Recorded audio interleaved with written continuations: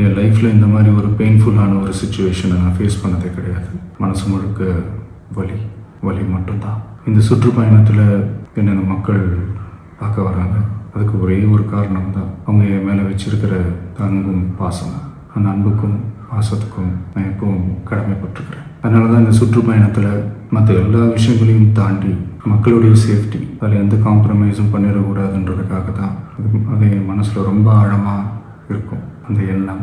அதனால தான் இந்த அரசியல் காரணங்கள் எல்லாத்தையும் தவிர்த்துட்டு ஒதுக்கி வச்சுட்டு மக்களோட சேஃப்டி மட்டும் மைண்டில் வச்சுக்கிட்டு அதுக்கான இடங்களை சூஸ் பண்ணுறது, அதுக்கான இடங்களை பார்த்து பெர்மிஷன் கேட்குறது, போலீஸ் டிபார்ட்மெண்ட்டில் அதை ரிக்வெஸ்ட் பண்ணி கேட்போம். ஆனால் நடக்கக்கூடாதது நடந்துருச்சு. ஆனால் மனுஷன் தானே.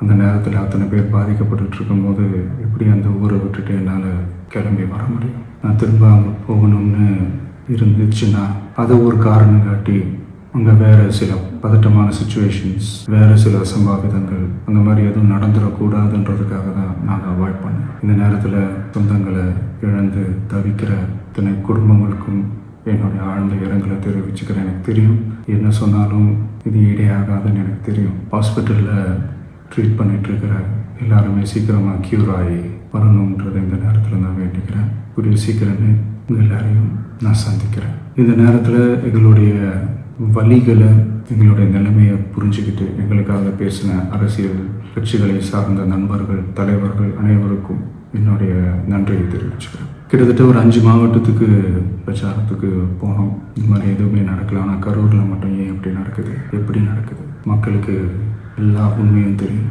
மக்கள் எல்லாத்தையும் பார்த்துக்கிட்டு இருக்கிறாங்க. கரூரை சேர்ந்த அந்த மக்கள் அந்த உண்மையெல்லாம் வெளியில் சொல்லும்போது எனக்கு கடவுளே நேரில் வந்து இறங்கி அந்த உண்மைகள்லாம் சொல்கிற மாதிரி எனக்கு தோணுச்சு. சீக்கிரமே எல்லா உண்மைகளும் வெளியில் வரும். எங்களுக்கு தரப்பட்ட இடத்துல நாங்கள் போய் அந்த ஸ்பாட்டில் நின்று நாங்கள் பேசிட்டு வந்தோம். அதை தாண்டி எந்த தவறும் எங்கள் சைடில் நாங்கள் எதுவுமே செய்யலை. பட் இருந்தாலும் எங்கள் கட்சியை சேர்ந்த நிர்வாகிகள், தோழர்கள் மேலே எஃப்ஐஆர், அது மட்டும் இல்லை சோஷியல் மீடியாவை சேர்ந்த நண்பர்கள், தோழர்கள் அவங்க மேலே எஃப்ஐஆர்லாம் போட்டு இப்போ பிடிச்சிக்கிட்டு இருக்கிறாங்க. சிஎம் சார், உங்களுக்கு ஏதாவது இந்த பழி வாங்கணும் அப்படின்ற எண்ணம் ஏதாவது இருந்துச்சுன்னா என்ன வேணாலும் பண்ணுங்க. அவங்க மேலே கை வைக்காதீங்க. நான் ஒன்று வீட்டில் இருப்பேன், இல்லை நான் ஆஃபீஸில் இருப்பேன். என்ன வேணாலும் செய்யுங்க. நண்பர்களே, தோழர்களே, நம்மளோட அரசியல் பயணம் இன்னும் ஸ்ட்ராங்காக, இன்னும் தைரியத்தோடு கண்டினியூ ஆகும்.